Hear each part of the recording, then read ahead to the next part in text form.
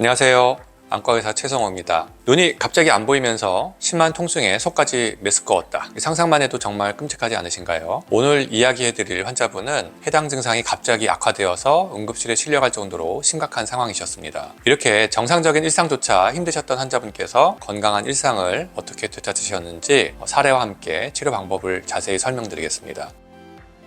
이 환자분은 60대 여성 환자분으로 갑작스러운 시력자와 함께 극심한 눈의 통증, 또 구토 증상까지 호소하면서 먼저 대학병원을 찾으셨어요. 대학병원 응급실에서 협진 의뢰를 통해서 저희 안과로 즉시 이송이 되었습니다. 환자분의 눈 상태를 확인했을 때 안압이 매우 높은 상태였고요. 또 검은자 가장자리에 위치한 눈 안에 물이 빠져나가는 통로인 전방각 부분도 매우 좁아져 있었습니다. 이런 상황이 급성 폐쇄각 녹내장이라고 하는 질환의 증상인데요. 발견하는 즉시 치료해야 하는 응급질환입니다. 급성 폐쇄각 녹내장은 눈 속의 압력, 즉 안압이 높아져서 시신경 손상을 유발시키는 질환입니다. 우리 눈 안에는 방수라고 하는 액체가 끊임없이 생성되고 배출되면서 일정하게 안압을 유지하게 되는데요. 이때 방수가 배출되는 통로가 막히게 되면 안압이 급격하게 상승이 됩니다. 이 환자분의 눈에서는 방수가 빠져나가는 길목인 전방각이 좁아지면서 안압이 높아진 상태였습니다. 전방각이 좁아진 원인은 선천적으로 전방각이 좁은 구조를 갖고 태어나거나 아니면은 백내장이 진행하면서 발생하게 되는데요. 이 환자분은 전방각이 좁은 구조에다가 백내장까지 진행되면서 응급으로 백내장 수술을 진행을 하게 되었습니다. 어떻게 백내장 수술이 급성 녹내장을 치료할 수 있을까요? 우선 이 질환을 치료하기 위해서는 전방각을 넓혀야 됩니다. 우리 눈 속에는 수정체라고 하는 렌즈 역할을 하는 구조가 있죠. 나이가 들면서 이 수정체가 혼탁해지는 것이 백내장입니다. 백내장이 진행되면서 수정체 두께가 점점 증가하기 때문에 앞에 있는 홍채를 밀어서 전방각을 점점 좁게 만듭니다. 따라서 백내장 수술을 통해서 혼탁해진 수정체를 제거하고 얇은 인공성체를 삽입하면 홍채가 뒤로 밀리면서 전방각이 넓어지게 됩니다. 그러면은 안압을 낮추는 효과를 볼 수가 있죠.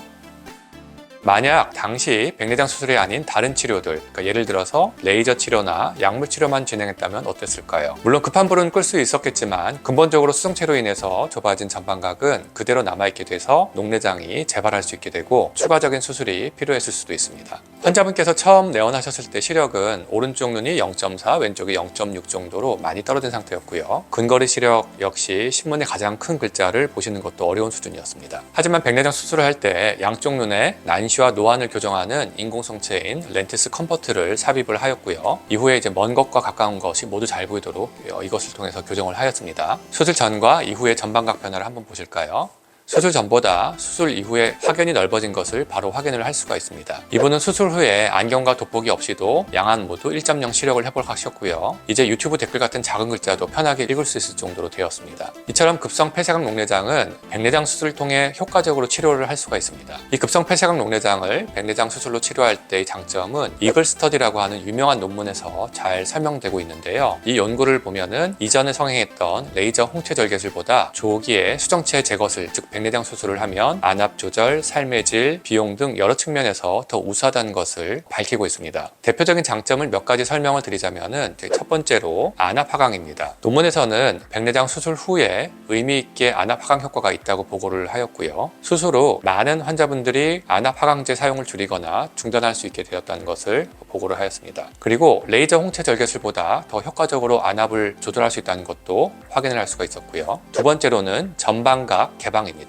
백내장 수술은 수정체를 제거해서 물리적으로 전방각을 넓혀줍니다. 그러다 보니까 방수 유출을 훨씬 더 개선할 수가 있고 향후에 폐쇄각 발생 위험을 근본적으로 줄여주게 되는데요. 수술 후에 전방각 깊이가 깊어지고 전방각 폭이 의미 있게 증가함을 알 수 있습니다. 세 번째로는 시력 개선 효과입니다. 급성 폐쇄각 녹내장 발생 후에 이미 백내장이 동반된 환자의 경우에는 백내장 수술을 통해서 녹내장 치료 효과와 더불어서 시력 개선 효과까지 얻을 수 있습니다. 마지막으로는 재발 방지가 가능하다는 것인데요. 백내장 수술은 폐쇄각의 주요 원인 중에 하나인 두꺼운 수정체를 제거하기 때문에 해당 눈에서 폐쇄각 녹내장의 재발 위험을 크게 낮춰줍니다. 이처럼 백내장 수술을 통해서 안압 조절, 약물 사용 감소, 시력 개선 효과 등 뚜렷한 장점을 한 번에 볼 수 있기 때문에 전체적으로 삶의 질 향상을 시키는데 효과적이라고 할 수가 있죠. 그렇기 때문에 이번 소개해드린 사례와 같은 증상을 보이는 분들이 계시다면은 눈 상태를 정확하게 진단받으시고 적절한 치료를 받으시는 것이 좋겠습니다. 만약에 급성 폐쇄각 녹내장 치료 시기를 놓치면 어떤 일이 일어날까요? 고환압이 지속이 되면은 눈 속에 혈관이 짜부러지게 됩니다. 그러면은 혈액순환이 잘 안 되기 때문에 눈 속에 여러 구조물들이 피가 모자라서 망가지게 되는데, 그중에 대표적으로 홍채를 움직이는 근육이 마비가 됩니다. 이 근육이 마비가 되면은 동공이 커지고 작아지는 그 빛의 반응을 하지 못하기 때문에 시력이 떨어지게 되죠. 또한 백내장 수술도 어려워지기 때문에 여러 번 나눠서 백내장 수술을 해야 되는 경우도 있습니다. 이 사진을 보시면은 백내장 수술을 했음에도 동공이 크고 빛의 반응이 없는 모습을 보여주고 있습니다. 결국 이런 눈은 동공 성형술을 해야지만 합니다.